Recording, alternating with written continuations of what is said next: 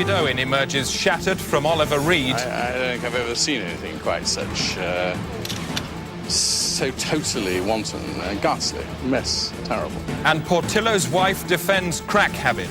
It's cheap, very cheap. Bottomley refreshed after 3 days on cross. Branson's clockwork dog crosses Atlantic floor. And sacked chimney sweep pubs boss full of mayonnaise. Portillo's teeth removed to boost pound. Exploded cardinal preaches sermon from fish tank. And where now for man raised by puffins?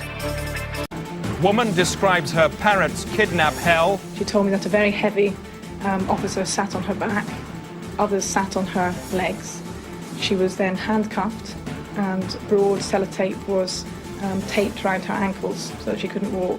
And new Welsh minister in incomprehensible energy outburst. The main benefit of our abortion is because it is competitive. It permits the production of electricity cheaper, competitive, and then enhance the competitiveness of British industry. More cathedral dumping in Leicester. Well, there was two of them, two bishops, that come along and just dumped it here and legged off down the road.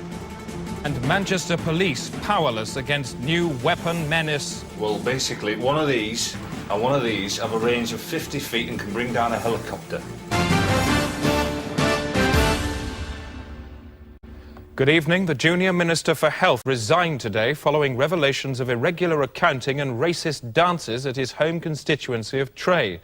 Reporting from Westminster, Helwyn Ballard reports. I'm joined now by our political correspondent, Colin Hay. Colin, a bad day for the government? What an ageing patient called Mr Major's government needed today was a shot in the arm. What it actually received was a bullet in the throat. I'm joined now by the Tory chairman for resignation issues, Mr Austin Straker. Mr Straker, a bad day for the government? The media always overblows these things, Colin. Mr Wemby's acted entirely with honour. Minister, thank you. Helwyn? Colin?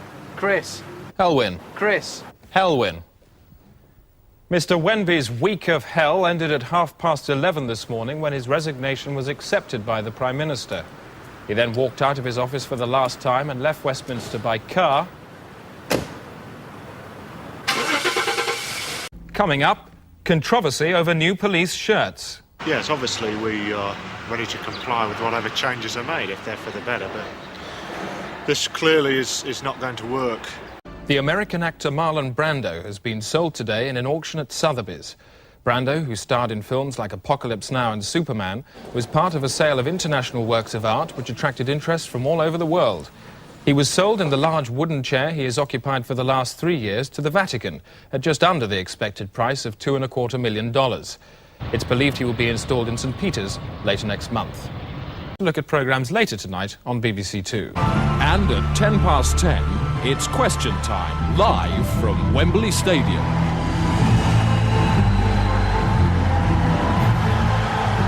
Let's hear from the questioner. Sorry, there we go. That's question time tonight at 10:10 on the panel Virginia Bottomley, Tony Banks, Sir William Rees-Mogg and Nick Kershaw. Controversy over new police shirts. It's blatantly too small. I mean, that wouldn't fit my daughter. A week of foul-tempered debate in Europe ended this afternoon as finance ministers agreed new quota rates for trade with the United States. In Brussels is our economics correspondent, Peter O'Hanrahan. Peter, what is the new rate? It's 30%, Chris. Agreement was a long time coming, but in the end, the decision was unanimous. What was the Germans' reaction? Because they've been holding out for 40%, haven't they? That's right. When I spoke to Finance Minister Reinhardt earlier today, he said he didn't like the deal, but he had to go along with it. Really? You spoke to him yourself? You managed to pin him down? He's a pretty tricky man, isn't he? That's right. Where did you get hold of him? He was in the hotel. And you conducted a conversation with him about the quota rates? That's right. He said he didn't like it, but he had to go along with it. What language did you conduct this conversation in, Peter? German. You spoke to him about the technicalities of the deal in German? Yes. So what's the German for 30%? 30%. 30%. Yes. And what about that quote you attributed to him? I don't like it, but I'll have to go along with it. That's what he said. How did he say it? I don't like it, but I'll have to go along with it. In German, how did he say it? Ich nichten lichten. Presumably you mean, rufen Sie ein Taxi bitte, sonst verpasse ich meinen Flug. Yes. No, you don't, Peter, because that means get me a taxi, I'm late for my plane. Now, I'm going to ask you a question. Did you speak to the German finance minister about the New Deal this afternoon? No. And what was his reaction? I don't know. Peter, thank you. Just time to have a quick look at tomorrow's headlines. Aristocrats' dung saves village from flood. That's in the Mail. Today, drowned Italian wins Eurovision. The Express go with Lord Mayor's pirouette in fire chief wife decapitation. Grisly but gripping. The Sun, Robin Koch. And the Daily Star, feel my nose and put my specs there, roars drunken major. That's it.